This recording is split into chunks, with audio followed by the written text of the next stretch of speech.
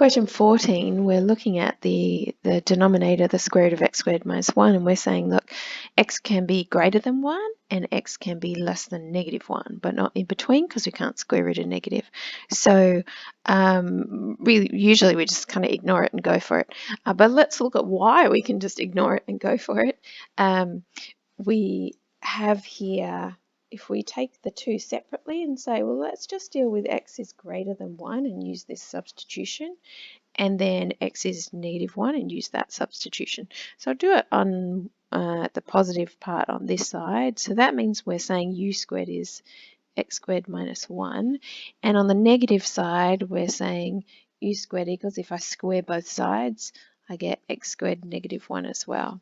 So 2u du, which is 2x dx, we can get rid of those 2's. So for both of them, we get u du being x dx, even though we're looking at a different substitution. All right, so you'll find that we get, because of that, we get the same integral. So if I do it separately though, so if I'm integrating here, the dx becomes u du over x. If I just look at this, so if I make dx a subject, I get u du over x. So what is x? Well, remember our x, if I go over here, our x is, so we're going to take u squared, we're going to add 1, and then we're going to square root. And remember, our x is a positive number here. So we are going to go u du over, and we've got the square root of x squared plus 1, and we are multiplying by x as well. See this x here, so I'll get rid of that square root because we're multiplying by that twice, so we're squaring that. And then we've got the square root of x squared minus 1, which is u squared. So we've actually got that u squared.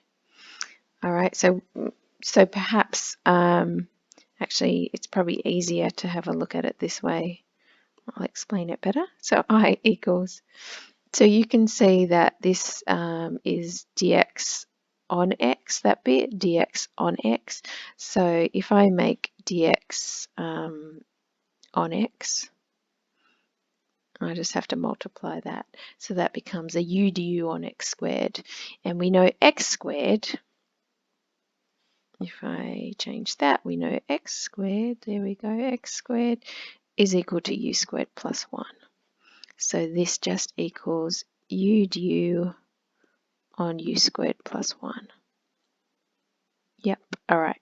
So when I do my integral, I'm changing that whole part that I've done in purple. So the dx on x becomes u du on u squared plus 1. And then the square root of x squared minus 1 is just our u. So we're multiplying that by u. So you can see these u's will cancel. And I'll just get du on u squared plus 1. And we know that one is an inverse tan of u. And if I put the x back in, I've got inverse tan of square root of x squared minus 1 plus c. If I go over to the other integral here, I've got the integral of, now this one's slightly different, so I'm going to get the u du on u squared plus 1. I'm still going to get the u squared plus 1, but I'm going to get a minus here. All right, so we've got, I'm better just rub this out. All right, so our u substitution here is negative square root x squared minus 1. So if I'm substituting for square root of x squared minus 1 for that bit there, I'm going to get negative u.